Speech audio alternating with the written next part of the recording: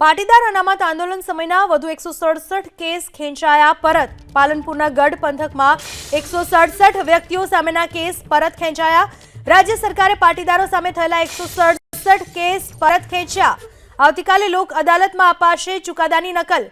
Case પરત ખેંચાતા બનાસકાંઠા પાટીદાર સમાજમાં ખુશીનો માહોલ.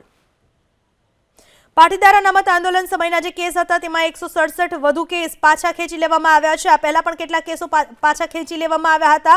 પાલનપુરના ગઢ પંથકમાં 167 વ્યક્તિઓ સામેના કેસ પાછા ખેંચી લેવામાં આવ્યા છે. બનાસકાંઠા પાટીદાર સમાજમાં ખુશીનો માહોલ. આવતીકાલે લોક અદાલતમાં આ ચુકાદાની નકલ આપવામાં આવશે. વર્ષ 2015નો એ સમય જ્યારે પાટીદાર અનામત આંદોલન કરવામાં આવ્યું હતું. એ સમયે પાટીદારો સામે કેટલાક કેસ પણ થયા હતા અને બાદમાં હાર્દિક પટેલ સહિતના આગેવાનોને સામેના પણ કેસ પાછા ખેંચી લેવામાં આવ્યા. કેટલાક કેસો જ્યારે વધુ 167 કેસ બનાસકાંઠાના પાલનપુરના ગઢ પંથકમાં જે 167 વ્યક્તિઓ સામે નોંધાયા હતા એ કેસ પાછા ખેંચી લેવામાં આવ્યા છે. આવતીકાલે લોક અદાલતમાં આ ચુકાદાની નકલ આપવામાં આવશે. પાટીદાર પ્રતિનિધિ મંડળે અનેક વખત રાજ્ય સરકારમાં કેસ પાછા ખેંચવામાં માંગ કરી હતી. એ વખતે આંદોલન સમયે ગઢ પંથકમાં 2 યુવકોના મોત પણ થયા હતા. પાટીદારોએ મુખ્યમંત્રી સહિત રાજ્ય સરકારમાં કેસ પાછા ખેંચી લેવા અંગેની રજૂઆત કરી હતી.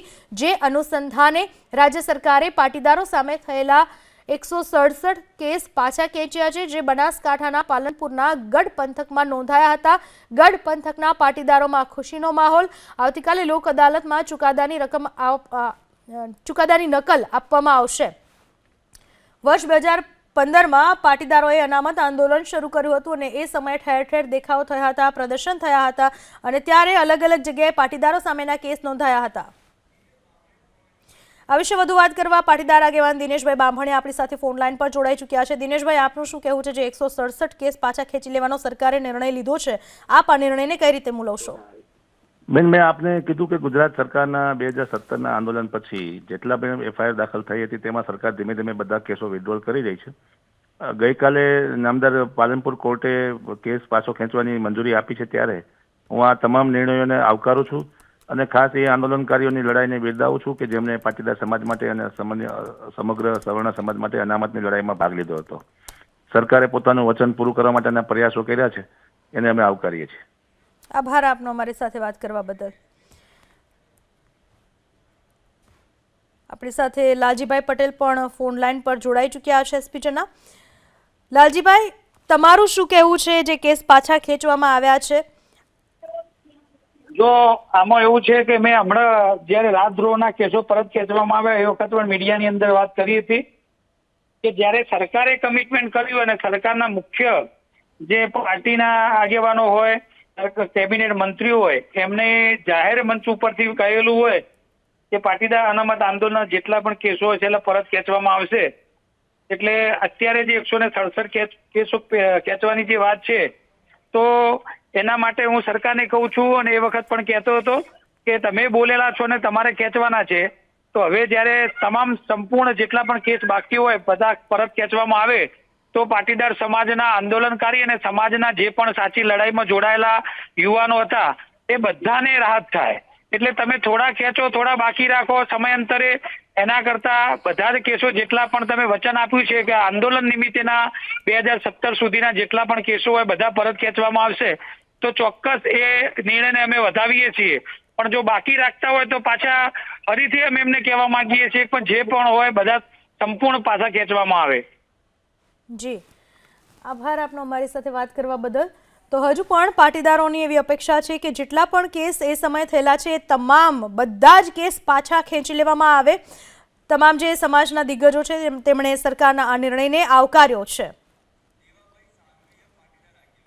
પાટીદાર આગેવાન દેવાભાઈ પણ આપણી સાથે જોડાઈ ચૂક્યા છે. દેવાભાઈ, તમે આ નિર્ણયને કઈ રીતે મૂલવશો? જે નિર્ણય લેવામાં આવ્યો છે, આટલા વર્ષોથી જે માગણી કરવામાં આવી રહી છે કે પાટીદારો સામેના કેસ પાછા ખેંચી લેવામાં આવે, એક બાદ એક હાર્દિક પટેલ સહિતના આગેવાનોના પહેલા કેસ અમુક પાછા ખેંચવામાં આવ્યા, હવે આજે ગઢ પંથકમાં 167 કેસ પાછા ખેંચવાનો નિર્ણય લેવામાં આવ્યો, આપ શું કહેશો?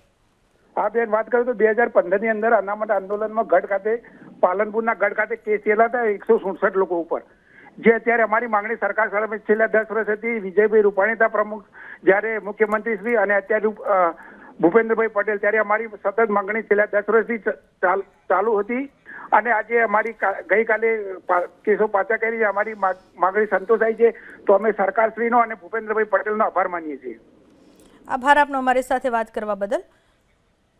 અલ્પેશભાઈ કથિરે આપણી સાથે ફોન લાઈન પર જોડાઈ ચૂક્યા છે. અલ્પેશભાઈ, આપનું શું કહેવું છે કેસો પાછા ખેંચવાના નિર્ણયને લઈને? જે સમયાંતરે સરકાર સાથે ચર્ચાઓ થયા બાદ ઘણા બધા કેસો પરત ખેંચાણા છે અને આવતીકાલે પણ સમગ્ર ભારતમાં જ્યારે લોક અદાલતનો પ્રોગ્રામ છે, ગુજરાતમાં પણ, ત્યારે લોક અદાલતના માધ્યમથી ઘણા એવા કેસો હોય છે જે સમાધાનકારક નિર્ણય હોય છે અને આવા કેસો પરત લેવામાં આવતા હોય છે. સરકારે વિચારણાના આધીન નવું લિસ્ટ બહાર પાડ્યું છે, જેના આધારે સરકારશ્રીને સૂચના આપી હોય છે તે ડિપાર્ટમેન્ટમાં, હોમમાંથી. એટલે સરકારી વકીલ આવતીકાલે આજે જે લોક અદાલત છે આજે એ પ્રમાણે નિર્ણય એમાં મૂકી અને આવા કેસોને પણ પરત ખેંચવામાં આવશે અને આ તબક્કે સરકારનો આભાર માને છે. અને હજી પણ જે બાકીના કેસો રહી જાય છે એને પણ સરકાર પરત પ્રતીક્ષા યાદી હેઠળ છે પરત ખેંચશે. જી, આભાર આપનો અમારી સાથે વાત કરવા બદલ. તો પાટીદારો સામેના જે કેસ છે તેમાંથી વધુ 167 કેસ પાછા ખેંચવાનો નિર્ણય સરકારે લીધો છે. આવતીકાલે લોક અદાલતમાં તેની નકલ પણ આપવામાં આવશે.